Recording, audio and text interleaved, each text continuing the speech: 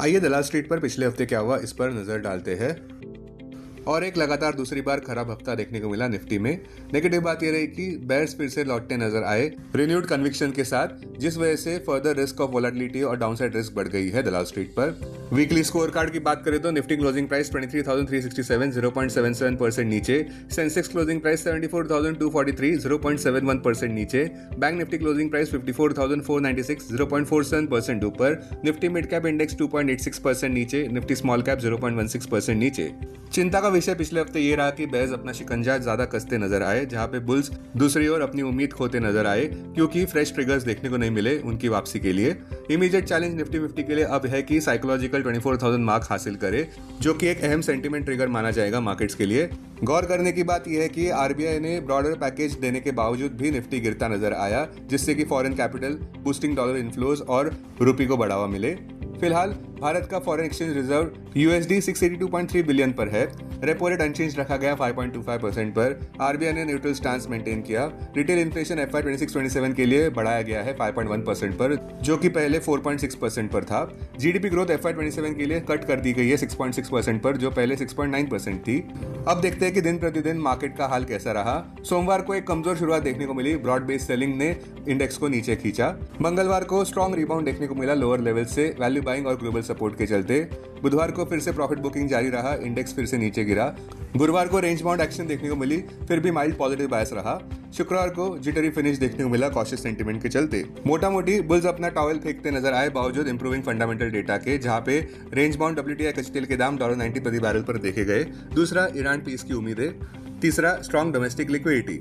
Bottom line, Nifty के लिए immediate task काफी साफ है, रिक्लेम करे साइकोलॉजिकल 24,000 मार्क। तब तक सेंटीमेंट सावधान पूर्वक रह सकती है और कोई भी रैलीज पर सेलिंग प्रेशर आ सकता है।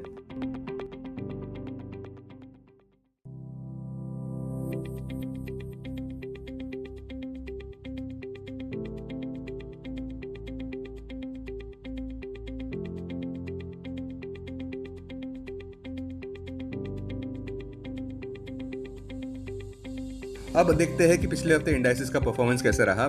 निफ्टी में वोलेटाइल और चॉपी मूव्स देखने को मिले। नेगेटिव बात यह रही कि Nifty 50 decisively crucial psychological 23,500 mark के नीचे बंद हुआ, जो कि एक कमजोर मार्केट सेंटीमेंट की ओर इशारा कर रहा है और नियर टर्म कॉशन को हाइटेन करता नजर आ रहा है। टेक्निकल फ्रंट पर भी निफ्टी 21 DMA के काफी नीचे है, जो है 23,676, 50 DMA के भी नीचे है, जो है 23,685, 100 DMA के भी नीचे है, जो है 24,410 और 200 DMA के भी काफी नीचे है, जो है 24,956 मार्क पर। इमीडिएट हर्डल्स 24,602, जो कि अप्रैल 21 का हाई है। बैंक निफ्टी की बात करें तो कंसोलिडेशन देखने को मिला, किंतु बुल्स ने कैसे भी करके बाजी मार ली। बैंक निफ्टी 0.47% गेन किया और परफॉर्म कर गया निफ्टी के गिरावट को 0.77% की। बैंक निफ्टी का ऑल टाइम हाई आखिर देखा गया था फरवरी 3 को 61,764 पर। अहम हर्डल 200 DMA पर 56,990 मार्क पर। निफ्टी प्राइवेट बैंक इंडेक्स 0.10% नीचे गिरा, जबकि निफ्टी PSU बैंक इंडेक्स 1.26% ऊपर बंद होने में सफल रहा।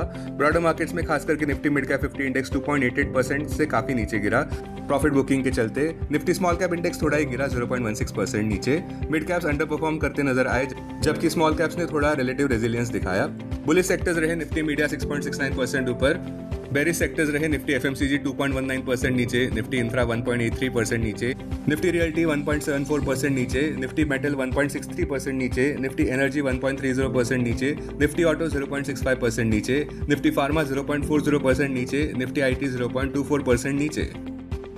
स्टॉक्स जो सुर्खियों में रहे, पॉजिटिव मूवर्स रहे। जी एंटरटेनमेंट 20.6% ऊपर बढ़ा, जहां पे कंपनी को एक्सक्लूसिव ब्रॉडकास्टिंग राइट्स मिले हैं भारत में फीफा के 39 इवेंट्स ब्रॉडकास्ट करने के साल 2034 तक। रूबिकॉन रिसर्च 19.6% ऊपर बंद होने में सफल रहा, जहां पे कंपनी का net profit 100% year on year बढ़ा। पीटीसी इंडस्ट्रीज 14.40% ऊपर बढ़ा, स्ट्रॉन्ग Q4 अर्निंग्स के चलते, जहां पे प्रॉफिट 144% ईयर ऑन ईयर बढ़ा। एक्मे सोलर 15% ऊपर बंद हुआ, जहां पे कंपनी ने अनाउंस किया है QIP fund raising plan future growth support करने के लिए और एक्सपेंशन के लिए भी।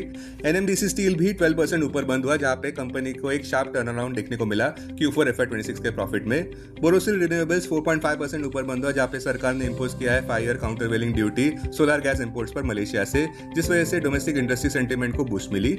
नेगेटिव मूवर्स रहे राजेश एक्सपोर्ट्स लगभग 15% नीचे, जहां पे सेबी का एक्शन देखने को मिला प्रमोटर के खिलाफ। टाटा स्टील भी 0.60% नीचे बंद हुआ, रिपोर्ट्स अनुसार कि उनके पोर्ट टैलबॉट प्लांट में, जो कि यूके में है, उसमें आग लग गई। पिछले हफ्ते के निफ्टी 50 के गेनर्स इस प्रकार रहे: टाइटन 4.55% ऊपर, अदानी एंटरप्राइजेस 3.77% ऊपर, इन्फोसिस 3.15% ऊपर, कोल इंडिया 3.14% ऊपर, इटर्नल 2.36% ऊपर। वहीं दूसरी ओर लूजर्स रहे एचडीएफसी लाइफ इंश्योरेंस 3.28% नीचे, टाटा कंज्यूमर 4.03% नीचे, बजाज फिंसर्व 4.51% नीचे, अल्ट्राटेक सीमेंट 4.96% नीचे, एनटीपीसी 6.53% नीचे। अब अगले हफ्ते की बात करें तो बेंचमार्क निफ्टी नए हफ्ते की शुरुआत जिटरी नोट पर करता नजर आ सकता है, जहां पे बेस का पक्ष ही भारी होता नजर आएगा फ्राइडे के लेट आवर ड्रॉपिंग के चलते, जहां पे शार्प सेल ऑफ देखने को मिला उस दिन दलाल स्ट्रीट पर। निफ्टी में 6 नेगेटिव कैटलिस्ट देखने को मिल सकते हैं। एक तो मॉनसून अनसर्टेनिटी, जहां रेनफॉल शॉर्टेज की वजह से एग्रीकल्चर आउटपुट, रूरल डिमांड और फूड इन्फ्लेशन पर असर पड़ेगा। आरबीआई का हायर इन्फ्लेशन आउटलुक, आरबीआई का अपवर्ड रिवीजन देखने को मिला है इन्फ्लेशन फोरकास्ट में, जिस वजह से फ्यूचर पॉलिसी फ्लेक्सिबिलिटी पर असर पड़ सकता है। तीसरा, विदेशी संस्थागत निवेशकों ने पिछले हफ्ते 31,115 करोड़ रुपए तक के शेयर्स बेच दिए। चौथा, अनसर्टेनिटी देखने को मिल रही है क्योंकि इजरायल और लेबनान के बीच सीजफायर अभी भी पूरी तरह से नहीं हुआ है। पांचवा, वॉल स्ट्रीट की रैली हॉल्ट पर आई शुक्रवार के व्यापार में। छठा, यूएस ट्रेजरी यील्ड्स ऊपर बढ़ते नजर आए 4.54% पर, stronger than expected jobs data के चलते, जिस वजह से और एक फेड रेट हाइक की उम्मीद की जा रही है, वो भी 25 बेसिस पॉइंट के रेट हाइक की ईयर एंड तक। 2 ईयर ट्रेजरी यील्ड्स की बात करें तो वो ज्यादा सेंसिटिव रहते हैं इंटरेस्ट रेट एक्सपेक्टेशंस के चेंजेस को लेकर, वो 10 बेसिस पॉइंट्स बढ़े 4.16% पर। हायर बॉन्ड यील्ड्स नेगेटिव रहते हैं इक्विटीज के लिए, खास करके टेक्नोलॉजी और इमर्जिंग मार्केट्स के लिए, क्योंकि टाइटनिंग फाइनेंशियल कंडीशंस के चलते बोरिंग कॉस्ट बढ़ सकते हैं। संक्षेप में कहें तो डेंजर है कि अगर ये हेडविंड्स रहे तो निफ्टी फंसता नजर आ सकता है फेल्ड रैलीज के साइकिल में और रिन्यूड सेलिंग प्रेशर में। टेक्निकल दृष्टिकोण से देखें तो अगर सेलिंग मोमेंटम और बढ़ता है तो निफ्टी अप्रैल 2 के लो तक पहुंच सकता है, जो है 21,183 मार्क पर। ऐसे माहौल में ज्ञान मंत्र यह कहता है कि कैपिटल को प्रिजर्व करे, रिटर्न्स के पीछे भागने से पहले, मोमेंटम चेस करने से पहले डस्ट को सेटल होने दे। Investments in security markets are subject to market risk. Read all the related documents carefully before investing. This content is purely for information and educational purpose only and in no way to be considered as an advice or recommendation.